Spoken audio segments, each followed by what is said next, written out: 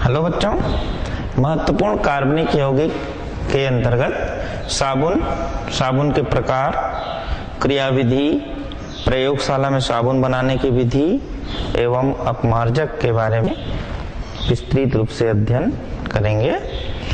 साबुन का पूर्व परिचय, परिभाषा, बनाने की विधि, रासायनिक सूत्र, ये हम पूर्व कालखंड में भली भांति समझ चुके हैं, जान चुके हैं, अध्ययन कर चुके हैं।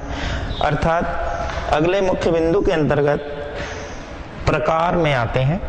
साबुन मुख्य रूप से दो प्रकार के होते हैं। पहला मृदु साबुन और दूसरा कठोर साबुन। मृदु साबुन और दूसरा कठोर साबुन। मृदु को दूसरे शब्दों में मुलायम या नरम भी कहते हैं। अर्थात जो मुलायम होगा या नरम होगा मृदु साबुन कहलाता है। अतः इसके हम कुछ गुण देख लेते हैं, क्या क्या इसमें गुण होगा। तो पहला इसका गुण होगा, ये कास्टिक पोटाश या पोटेशियम के लवण से बने हुए होते हैं। किससे? Caustic potash. कास्टिक पोटाश व पोटेशियम के लवण से बने होते हैं।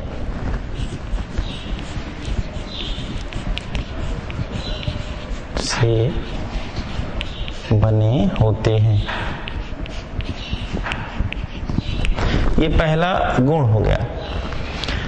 दूसरा मृदु साबुन में जो गुण होगा वह मृदु, मुलायम या नरम या मृदु, ये तीनों एक ही अर्थ लिए हुए हैं। मृदु साबुन, पहला इसका गुण हो गया कास्टिक पोटाश व पोटेशियम के लवण से बने होते हैं। दूसरा जो गुण में ये नरम होते हैं, नरम या मुलायम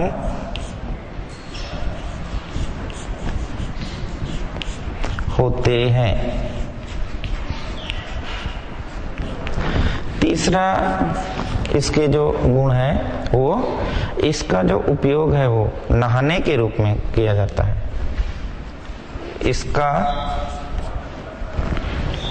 इसका उपयोग नहाने के लिए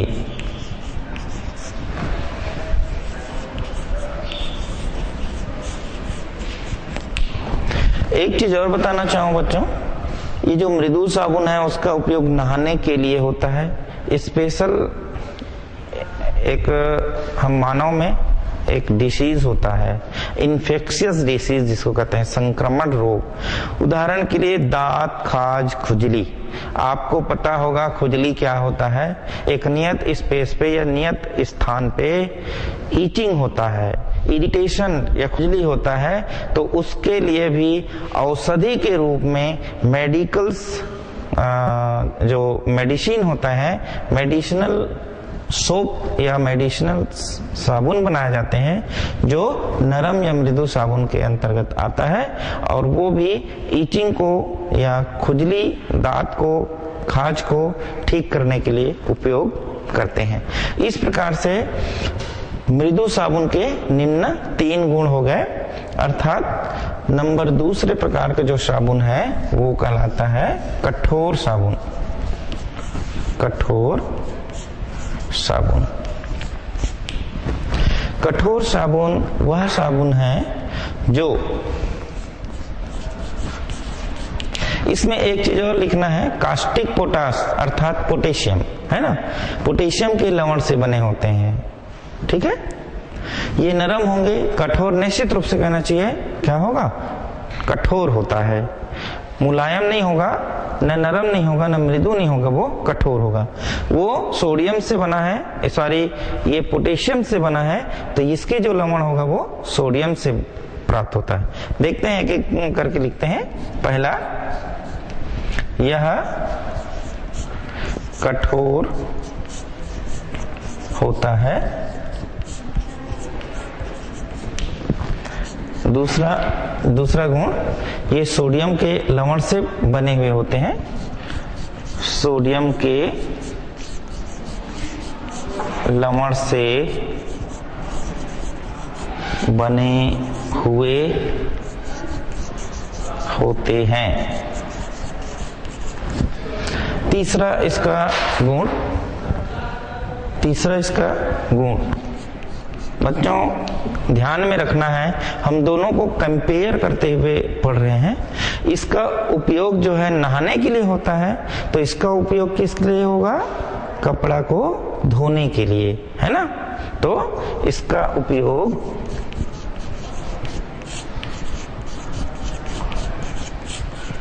कपड़ा धोने के लिए होता है, कपड़ा धोने में होता है। अब हम इसका और इन दोनों का यदि रासायनिक सूत्र या समीकरण लिखना चाहें तो इस प्रकार से लिख सकते हैं। कास्टिक पोटाश या पोटेशियम के लवण से बने हुए जो रासायनिक अभिक्रिया है वो CH2COO C17H35 है ना। CHCOO C17H35 CH2COO C17H35। ये क्या है? ये उच्च वसीय अम्ल है। ये क्या है? ये उच्च वसीय अम्ल, मतलब लंबी कार्बन श्रृंखला वाले या लंबी हाइड्रोकार्बन वाले उच्च वसीय अम्ल है। इससे हम पोटेशियम के लवण से क्या कर देते हैं? अभिक्रिया कर देते हैं। कितने अणु? 3 अणु से। ये तो हीट करते हैं। स्टीयरिंग जो रॉड होता है, कांच की छड़ी, उससे हिलाते हैं लेई बनते तक, तो हमें इस प्रकार से प्रोडक्ट तैयार मिल जाता है।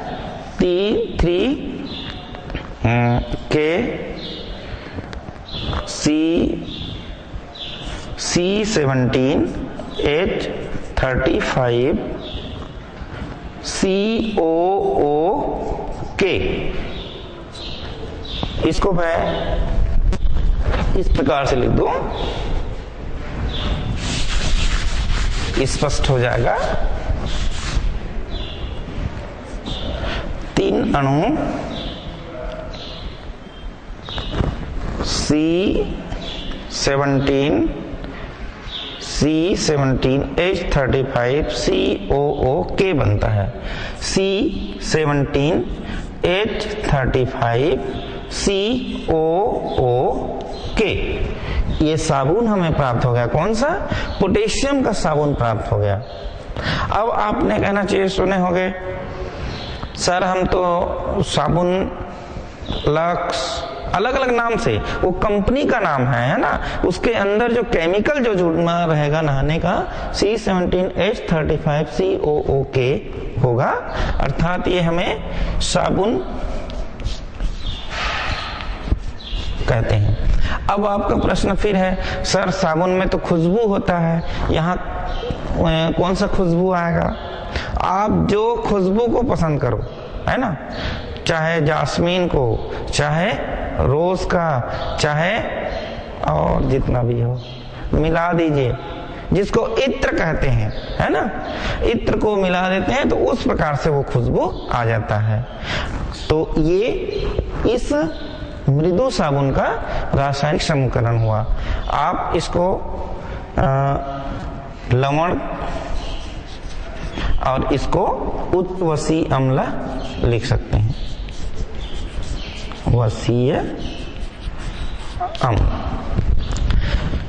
1, 2, 3 और 4 कभी परीक्षा में जैसे आता है बच्चों आप मृदु साबुन के 3 गुण लिख देंगे, नीचे में उसका रासायनिक समीकरण लिख देंगे।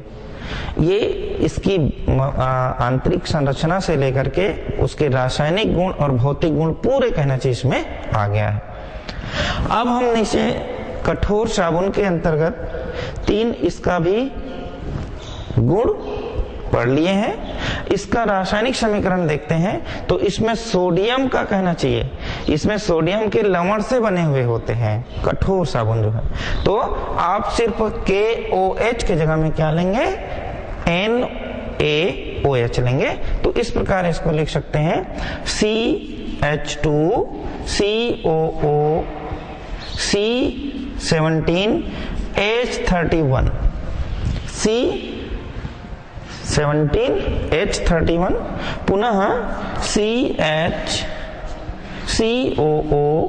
C17H31 CH2COO C17H31। ये उच्च वसा अम्ल है। इसकी क्रिया किससे कराएं हम, सोडियम लवण से कर देते हैं। तो NaOH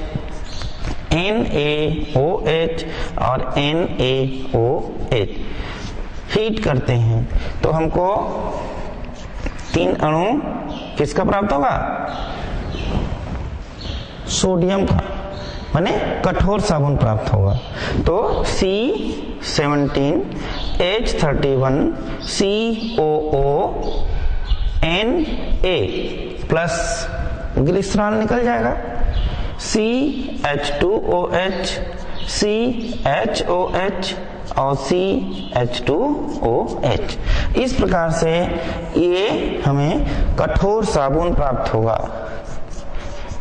साबुन ये 4 गुण धर्म को जरूर लिख देंगे प्रकार के अंतर्गत। अब हमारा अगला जो मुख्य बिंदु है उसमें क्रियाविधि। क्रियाविधि का शाब्दिक अर्थ क्या होगा। बच्चों आप लोग या हम लोग नहाते हैं, है ना, तो सबसे पहले साबुन रगड़ते हैं कि पानी डालते हैं, पानी डालते हैं ना, बिल्कुल। क्या पहले साबुन लगाते बाद में पानी डालते तो नहीं चलता, बताइए, चलेगा कि नहीं चलेगा, चल जाएगा, नहीं चलेगा ना। इसका तात्पर्य यह है पानी और साबुन का विशेष संबंध होगा, है ना।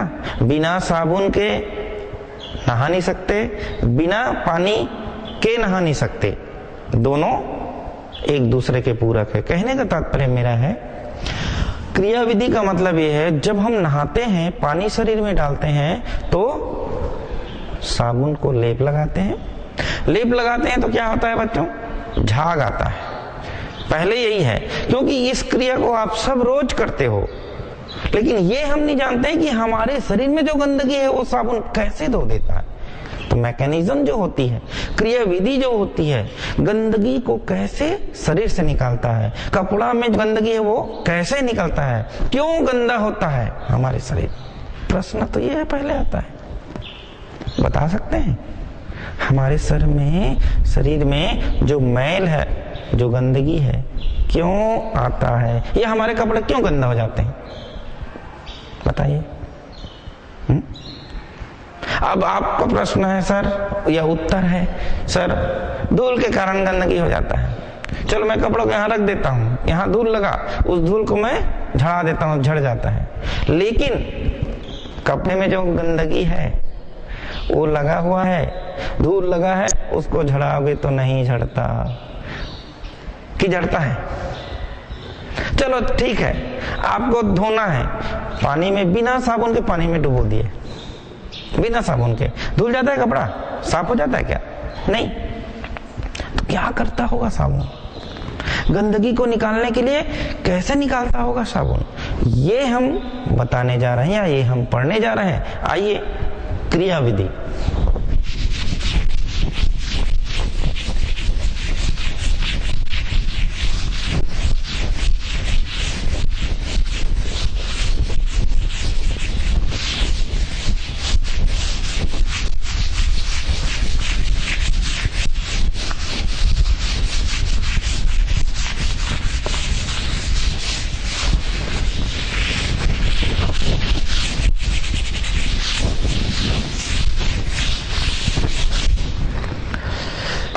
इस क्रियाविधि को स्वच्छ करने की क्रियाविधि या साफ करने की क्रियाविधि या धोने की क्रियाविधि है ना।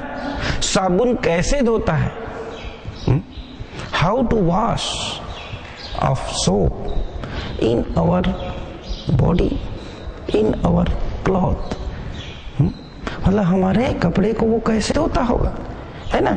क्या साबुन ऐसे रगड़ देने से, पानी में डुबो देने से निकल जाता है,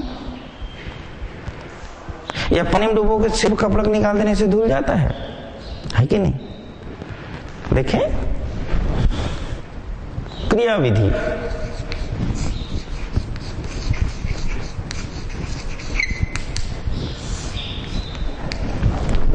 क्रियाविधि में साबुन के अणु में 2 भाग होते हैं। कितने भाग?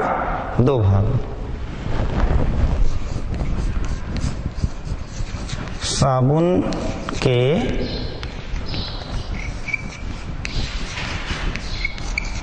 अणु में 2 भाग होते हैं।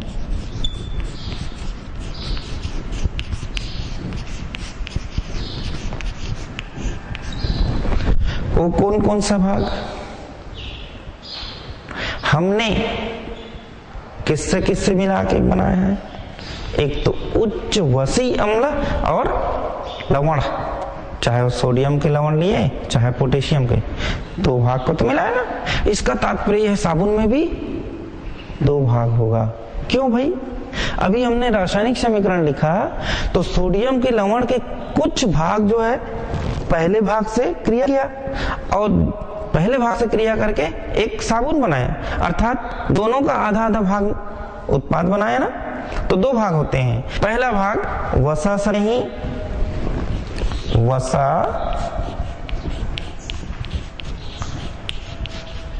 स्नेही, और दूसरा भाग जो है द्रव स्नेही, द्रव जिसको हम जल कहते हैं, जल स्नेही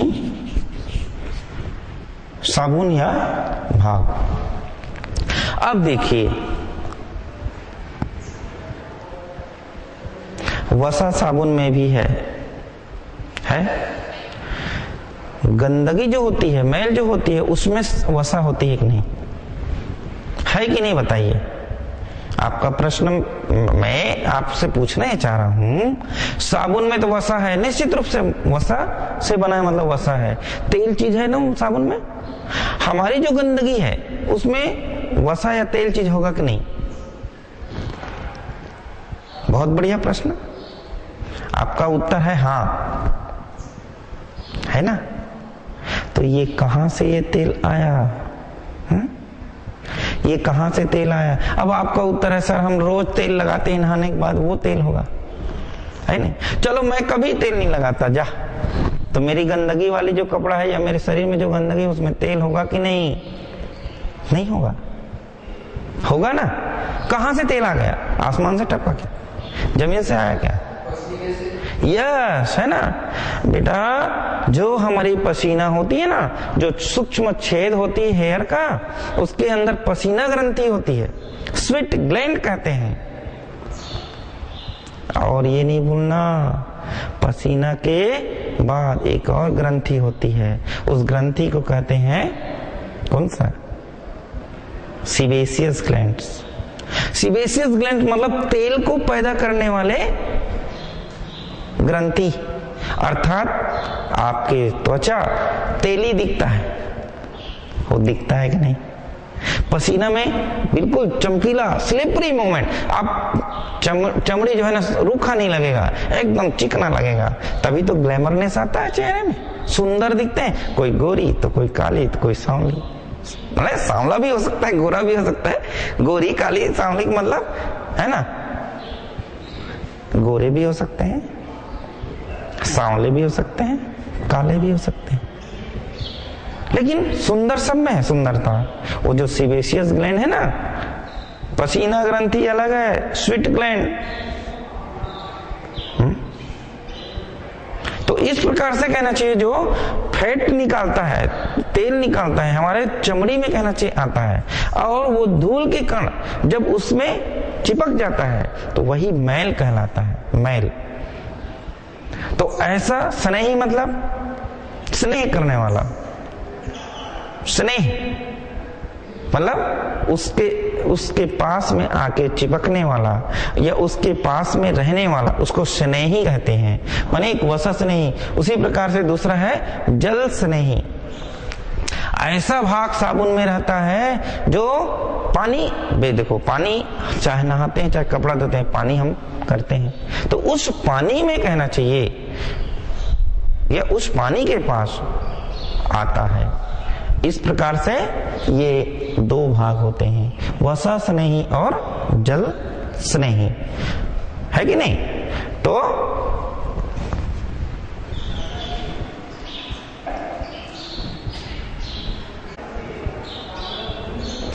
तो वसा स्नेही और जल स्नेही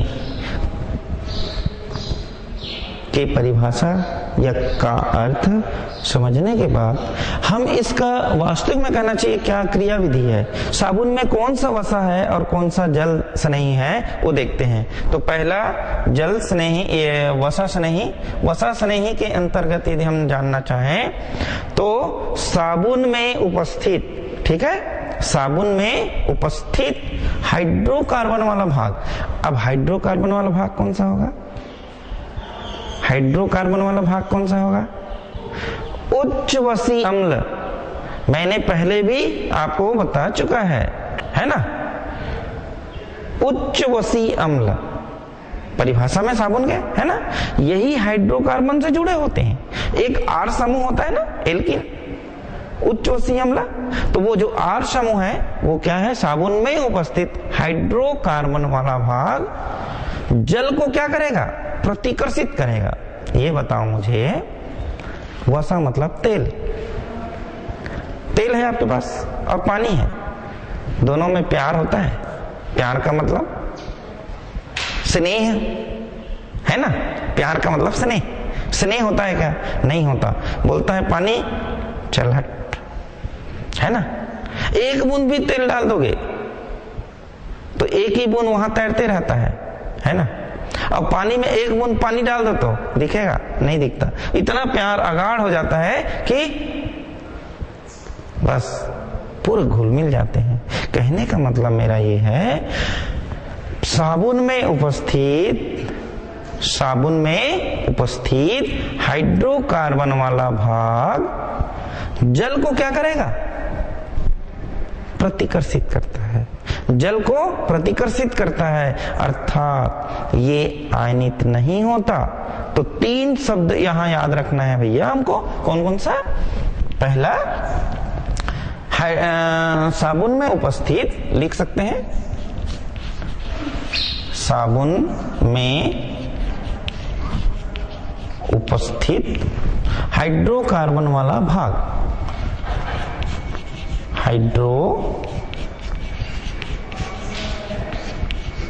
कार्बन वाला भाग। साबुन में उपस्थित हाइड्रोकार्बन वाला भाग जल को क्या करेगा? प्रतिकर्षित भाग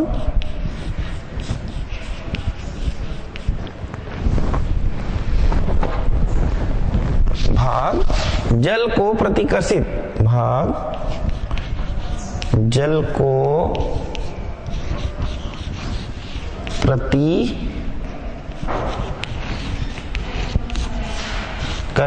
करता है, ठीक है, करता है। दूसरा, अर्थात ये जब प्रतिकर्षित करेगा तो ये ध्रुवी नहीं होगा। ध्रुवी मतलब आयनित नहीं होगा, है ना? ये आयनित नहीं होता, अध्रुवी घटक होता है। यह अध्रुवीय घटक होता है। ये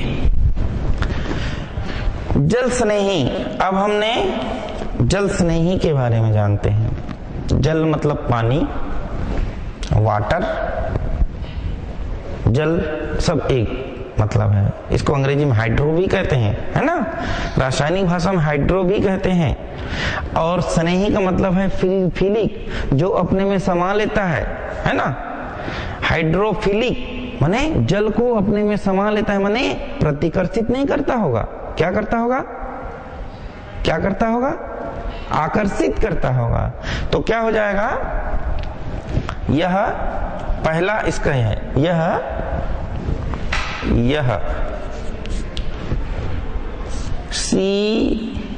COONA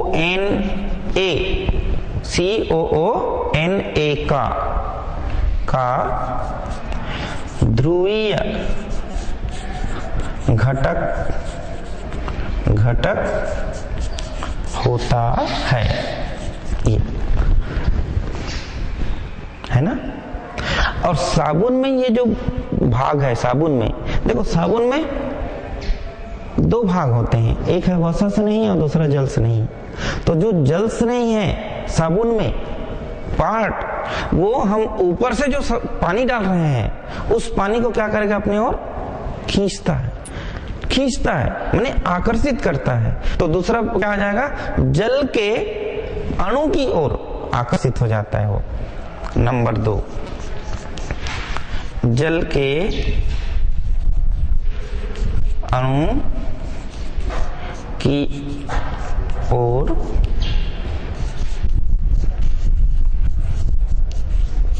आकर्षित हो जाता है।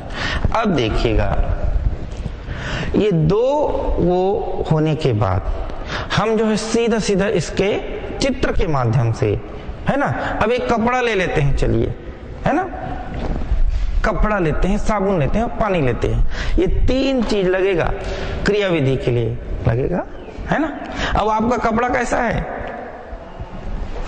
गंदा है, मैला है ना। अब मैला गंदा कपड़ा दिखता है ना, है ना। तो मान लीजिए आपका कपड़ा, कौन सा कपड़ा मैं बताऊं? पहले बताओ। टेरिकॉट, सूती की, और कहीं की, और कुछ, कौन सा कपड़ा मैं बताऊं? सूती कपड़ा बोले, है ना। चलिए सूती कपड़ा, कॉटन।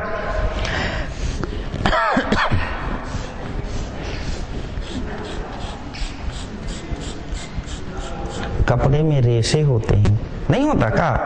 रेशे होते हैं। एक धागा दूसरे धागा के बीच पिरोते हैं, तब जाके हमारा कपड़ा प्राप्त बनता है। अर्थात कई धागे, रेशे ऊपर होता है और कई धागे नीचे से, है ना, एक दूसरे से गांठ बांधते हुए आगे बढ़ता है। दैट मीन्स एक धागा ऊपर है, एक धागा इधर है।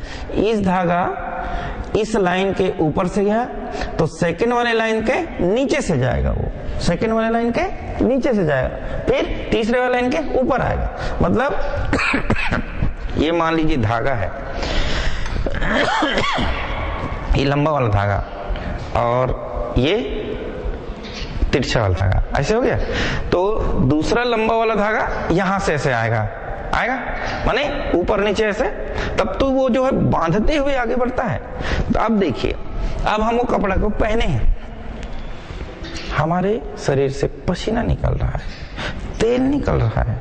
हम जब घूमने जा रहे हैं, वातावरण में जा रहे हैं, रोड में जा रहे हैं, धूल उड़ रहा है, वह इन्वायरमेंट में जो गंदगी है, अवांछनीय पदार्थ है, वो हमारे जब कपड़ा में आता है, तेल के संपर्क में, पसीना के संपर्क में, तो यही का मतलब दो धागे के बीच में ये जम जाता है।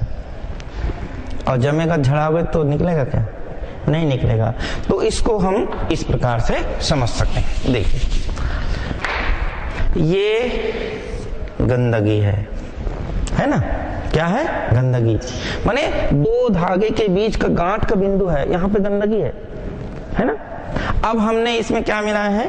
पानी, साबुन रगड़ रहे हैं। साबुन में दो भाग होते हैं, कौन कौन सा? वसा से नहीं और जल से नहीं। मान लीजिए हम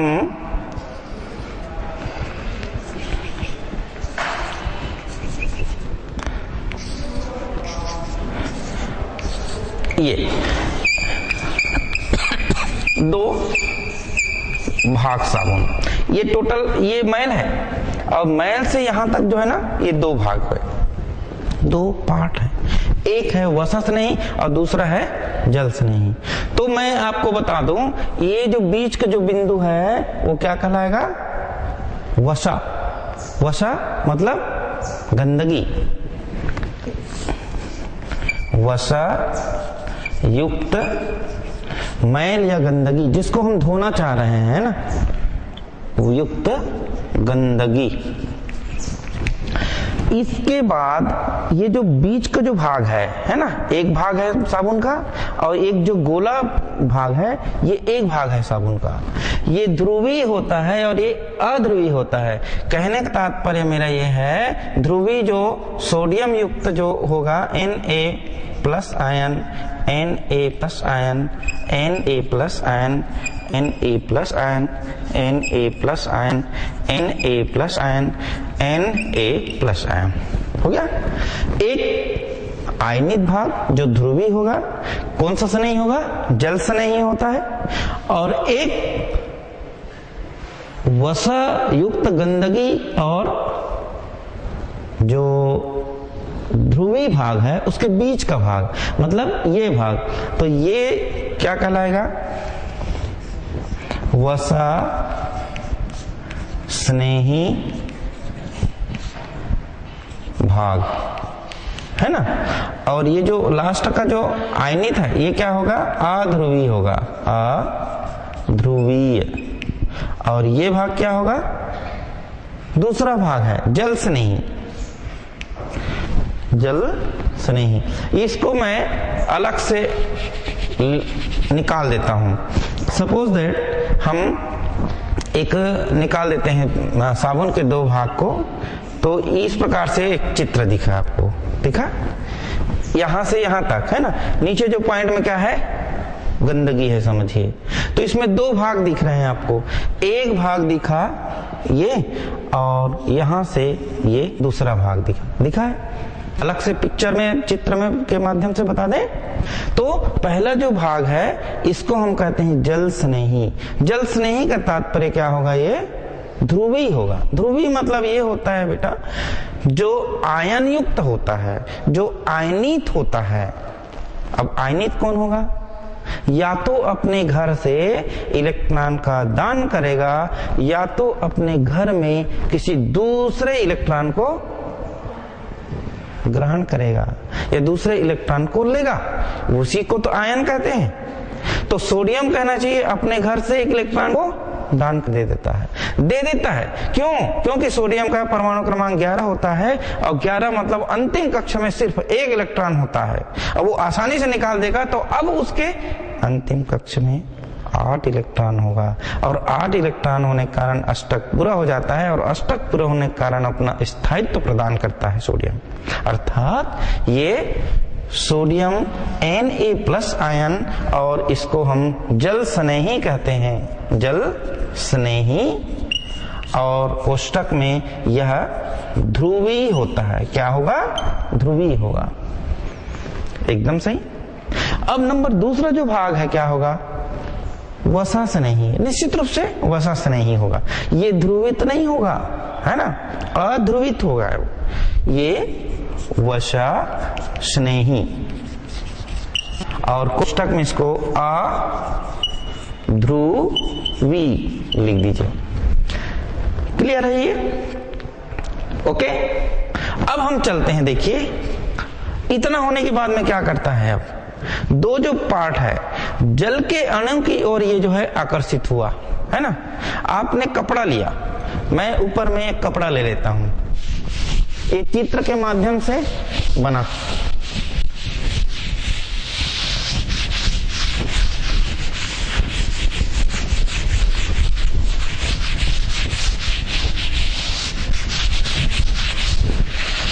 देखिए कोई भी कपड़ा, हमने कॉटन कपड़ा लिया ना, तो ये हुआ कपड़ा, ये। अब इस कपड़ा में क्या डालें, साबुन और पानी डालते हैं। चलिए साबुन और पानी। तो इसमें दो भाग होता है, दो भाग। जो ध्रुवी भाग जल में घुलने लगता है, साबुन की जो ध्रुवी भाग है किस में घुलने लगेगा? जल में, मतलब पानी में घुलने लगेगा। ध्रुवीय भाग जल में घुलने लगता है। अब देखिए क्या होगा। ध्रुवी भाग मतलब कौन सा? जल स्नेही जो है, ठीक है। जल स्नेही किसमें है? साबुन में। अब हम ऊपर से पानी भी डाल रहे हैं, तो साबुन में जो जल स्नेही है वहां से निकल के पानी में घुलने लगता है। क्लियर? आगे बढ़े। अब देखिए इसको तीर के निशान के द्वारा आगे हम बढ़ते हैं। अब हमारे पास में साबुन में दूसरा भाग होता है। कौन सा भाग होता है? वसी स्नेही या वसा स्नेही। वसा स्नेही भाग किसको कहते हैं? उसके गुण में आ जाते हैं। हाइड्रोकार्बन के उच्च वसी जो भाग है उसको कहते हैं ना दूसरा पार्ट, वसा पार्ट। तो हाइड्रोकार्बन हमारे मैल में भी तेल है, गंदगी में भी तेल है और साबुन में भी तेल है। तो जो साबुन वाला जो हाइड्रोकार्बन वसी अम्ल है, गंदगी में उपस्थित जो वसा है, तेल है, उस ओर आ जाएगा। आएगा? पक्का? नहीं समझ में आ रहा है? पुनः एक बार देखिए। कपड़ा लिए हैं, हमने पानी डाला, सबसे पहले भिगोया और भिगो करके इसमें साबुन हम लगाते हैं। साबुन में झाग आ गया जो भी है। अब वास्तविक में कहना चाहिए ना, वहां से गंदगी कैसे निकलता है इसका हम क्रियाविधि को जान रहे हैं। चित्र के माध्यम से हमने इस प्रकार से इसमें दो बता दिया है ना। अब क्या करेगा देखना, इस साबुन में दो भाग होते हैं, एक है जल स्नेही और दूसरा वसा स्नेही। तो सबसे पहले हम जो ध्रुवी भाग है पानी डाल दिए हैं, तो ध्रुवी जो भाग है मतलब जल स्नेही, ये क्या करेगा? ऊपर से हम जो जल डाले हैं उस जल में घुलने लगेगा। कौन सा? सोडियम जो आयन है, ध्रुवी है, जल में घुल गया। अब क्या होगा? वसा बच गया, वसा स्नेही। अब वसा स्नेही देखो, जल यहां भी है और वसा भी है, तो वसा जो है क्या करेगा? वसा के तरफ आकर्षित हो जाता है। आकर्षित होगा तो क्या होगा? वसा में घुल जाएगा। अच्छा ये बताओ, मैं तेल लेता हूं, एक बूंद तेल लेता हूं, है ना, हाथ में ले लिया, और दूसरे तेल को, चाहे वो दूसरा भी प्रकार का तेल हो, एक बूंद इसमें लिया और इसको मिलाया, मिल जाता है ना। वैसी सेम प्रक्रिया यहाँ होगा। पहले से हमारी गंदगी में वो तेल चीज वसा घुला हुआ है और साबुन में भी वसा है, तो वो साबुन वाले जो वसा है मैल वाले वसा में घुल जाता है। तो इसको हम कैसे लिखें? हाइड्रोकार्बन तेल में घुल जाता है। हाइड्रोकार्बन तेल है ना। तेल को वसा भी लिख सकते हैं बेटा, तेल में घुल जाता है, घुल जाता है। अब देखो, इस समय जब तेल वसा में घुला, पानी में घुला, है ना, तो इस समय क्या बनेगा? है, आपको एक एग्जांपल बताता हूं मैं, है ना। पानी ले लेना और तेल ले लेना। ले लिए? सब लोग ले लिए? पक्का ले लिए। अब देखिए, पानी में एक बूंद हम तेल मिला देते हैं। मिला लिए। अब पानी में एक बूंद तेल मिलाए हो, अब देखो पानी के ऊपर तेल जो है तैर रहा है, दौड़ रहा है। अब इसको पकड़ लिए, पकड़ने का मतलब गिलास को, जो पात्र को, और एक बार ऐसे कर दीजिए जोरदार, है ना। थोड़ी बहुत मात्रा में धूल भी डाल देना। अब गोल गोल घुमाने के बाद में देखना हो पानी को, है ना, वो जो तेल है पहले एक बूंद था, अभी देखोगे तो कम से कम 10-15 बूंद ऊपर में ड्रॉप वाइज दिखता है। ऐसा ही संरचना इस समय होता है और इस संरचना को क्या कहेंगे? मिसेल बन जाता है। मिसेल कहते हैं इसको। क्या कहेंगे? मिसेल। मिसेल। अब आपका प्रश्न है सर ये मिसेल क्या है? अभी मैंने बताया ना पानी और तेल का, वैसा ही बन जाता है बेटा। बहुत से कहना चाहिए, माने तेल भी उसमें मौजूद है, पानी भी मौजूद है। इस संरचना को हम क्या कहेंगे? मिसेल संरचना कहते हैं। अब मिसेल बनाता है, मिसेल जो है इसमें जो वसा है वो वसा स्नेही बन जाता है। क्या बनेगा? वसा स्नेही बन जाता है। अब वसा स्नेही है ना, वसा स्नेही और जल स्नेही दोनों अलग हो जाता है। जल स्नेही है ना। अब जल स्नेही और वसा स्नेही जब अलग हो रहे हैं तो ये वसा क्या होगा? कपड़े से अलग हो जाएगा। और ये कौन सा वसा है? कौन सा वसा है? मैल। ध्यान रखना, जब मैल कपड़े से अलग हो रहा है इसी को क्या कहते हैं? धुलाई, सफाई, साफ, स्वच्छ, यही कहेंगे ना। तो ये जब हो जाएगा अगला पार्ट तो कपड़े से अलग हो जाता है। कौन सा? वसा अर्थात गंदगी कपड़े से अलग हो जाता है। अलग हो जाता है। अब कपड़े से अलग हो गया तो इसी को क्या कहते हैं? सफाई कहते हैं। क्या कहते हैं?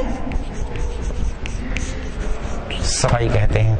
यदि परीक्षा में आता है बेटा, है ना, साबुन के धोने की प्रक्रिया को विस्तृत बताइए, समझाइए उसकी क्रियाविधि को, तो आप उस क्रियाविधि में आप 2 मैकेनिज्म दीजिए, 2 पार्ट साबुन के, और इस उदाहरण को बिल्कुल यहां तक दीजिएगा, आपका बहुत सुंदर उत्तर बनेगा, है ना। इस प्रकार से ये साबुन जो है हमारे त्वचा को या हमारे शरीर को या हमारे कपड़े को कैसे धोता है, आज तक हमने इस बारे में नहीं समझा था, है ना। लेकिन आज जान गए कि साबुन वास्तविक में कहना चाहिए किस प्रकार से हमारे शरीर से मैल को निकालता है। तो आप जो है अपने घर में, पारा में, मोहल्ला में, गांव में अन्य किसी को भी बता सकते हैं साबुन धोता क्यों है। कोई प्रश्न यदि पूछता है आपको तो ऐसा बोलिएगा, साबुन में 2 भाग होते हैं, एक वसा स्नेही और जल स्नेही। वसा स्नेही जो मैल होता है उसमें चिपकता है, उसमें घुल जाता है, और जब हम पानी डालते हैं तो पानी स्नेही जो आयनित होता है सोडियम वाला, ये पानी में घुल जाता है, और सोडियम धन आयन है, इलेक्ट्रॉन निकला है, और जहां इलेक्ट्रॉन निकलता है वहां पे एनर्जाइज्ड हो जाता है, एनर्जी रिलीज होता है। एनर्जी जब रिलीज होता है तो गर्म चीज में प्रसार होता है, और प्रसार होने के कारण गंदगी ऑटोमेटिक दूर होता है। और एक चीज और बताऊं आपको, जो हमने साबुन से धोए, कई बार सुने होंगे ड्राई वॉश, है ना, सुने हो। सूखा सफाई, तो सूखा सफाई क्या, ऐसे ऐसे झड़ा देंगे, हो जाता है। यही गंदगी जो वसा वाला है, सूखा सफाई होता है, किससे होता है? उच्च स्तरीय जो हाइड्रोकार्बन है ना, जिसको हम पेट्रोलियम कहते हैं, इस पेट्रोलियम से धुलाई होता है। धुनाई पहले होता है फिर धुलाई होता है। इस प्रकार से हम इसके मैकेनिज्म का बड़े अच्छे ढंग से चर्चा किया। और अपना अगला जो बिंदु है, प्रयोगशाला में साबुन बनाने की विधि। प्रयोगशाला में अब तो आप जो है पढ़ते हैं, आपके स्कूल में एक छोटा सा लैब है ना भैया। तो छोटा सा जो लैब है उसमें से आप जो है साबुन बनाने की कोशिश करो। साबुन खुद बना लो, तो खुद के उपयोग के लिए बना लो, कम से कम बना सकते हो। अब सर कैसे बनाएंगे आप बताओ तो सही। मैकेनिज्म हम बताते हैं, सामान्य सी विधि है, बहुत अच्छी विधि है। आप एक बीकर लोगे, बीकर जानते हैं ना बेटा, कांच का बीकर होता है, कांच का एक बीकर होता है इस प्रकार से। इसमें आप कोई भी तेल हो, कोई भी तेल, तोरी तेल, अलसी तेल, सरसों तेल, कौन सा तेल का बनाना चाहो जल्दी बताओ। तोरी तेल का, क्योंकि हम बस्तर अंचल के हैं, तोरी बहुत बिनते हैं और तोरी तेल भी पिरवाते हैं और घर में सबके घर रहता है। चलो तोरी तेल ले लिए, कितना ले लिए, कितना ले लिए तोरी तेल? कम से कम एक ठो साबुन तो बन जाए। 10 मिलीलीटर लेते हैं, चलो 10 मिलीलीटर तोरी तेल लेते हैं। तोरी तेल का मतलब समझते हो? महुआ का तेल, महुआ जानते हो? ये भी नहीं जानते, चलो ठीक। अलसी सुने हो? ये भी नहीं सुने हो? सरसों सुने हो? सरसों, सरसों, सरसों, सरसों तेल ले लीजिए, है ना? कितने ml? 10 ml। अलसी तेल मतलब, चलो सरसों तेल ले लो। सरसों तेल लेते हैं, थोड़ा सा ना स्मेल आएगा उसका, है ना? सरसों तेल क्योंकि आयुर्वेदिक उसमें है ना, वो मस्टर्ड केमिकल होता है इसमें, है ना? तो चलिए, इसमें हम 40% का सोडियम हाइड्रोक्साइड, सोडियम का लवण ले रहे हैं, वहीं आ रहा है। तो इस प्रकार से महत्वपूर्ण कार्बनिक यौगिक के अंतर्गत मुख्य बिंदु साबुन में प्रकार, क्रियाविधि, प्रयोगशाला में साबुन बनाने की विधि और अपमार्जक का अध्ययन किया। धन्यवाद।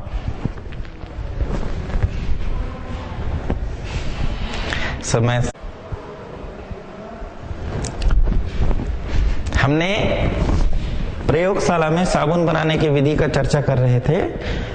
ये एक बीकर में हम 10 मिलीलीटर सरसों का तेल लेते हैं और 40% सोडियम हाइड्रोक्साइड NaOH का घोल लेते हैं या विलियन ले लेते हैं, विलियन।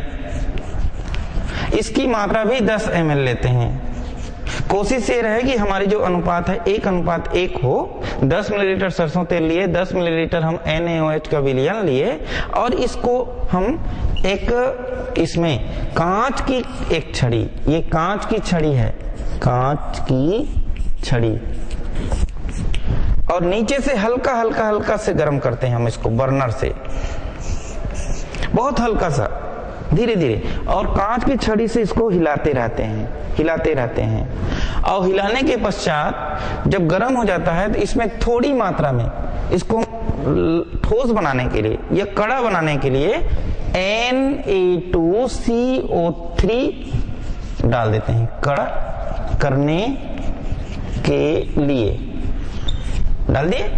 Na2CO3 सोडियम कार्बोनेट डाल देते हैं। स्टीयरिंग रॉड, कांच की छड़ी से हिलाते रहते हैं। कब तक हिलाते हैं? जब तक लेई ना बन जाए, और लेई बन गया उसको हम ठंडा करते हैं, और ठंडा करने के बाद इसमें 40 मिलीलीटर सोडियम क्लोराइड का लवण, जो नमक का विलियन होता है, वो 40 मिलीलीटर हम मिला देते हैं। मिलाने पर जो लेई जो बना हुआ है वो अवक्षेपित हो जाता है। क्या हो जाएगा? अवक्षेपित हो जाता है,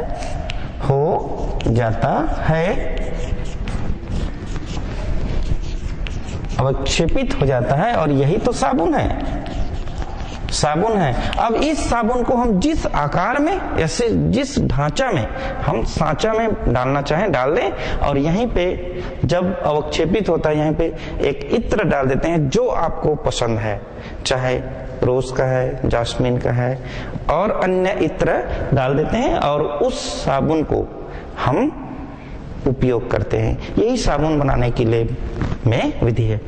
सभी चीज हमारे लेब में उपलब्ध होता है बच्चों, आसानी से हम साबुन बना सकते हैं। कपड़ा धोने वाले सोडियम हाइड्रोक्साइड डाले हैं इसमें, तो कपड़ा धोने वाले साबुन बनेगा जो ठोस होता है। इस प्रकार से आज हमने महत्वपूर्ण कार्बनिक यौगिक के अंतर्गत साबुन बनाने की विधि, प्रकार, क्रियाविधि, प्रयोगशाला में बनाने की विधि का विस्तृत अध्ययन किया। धन्यवाद।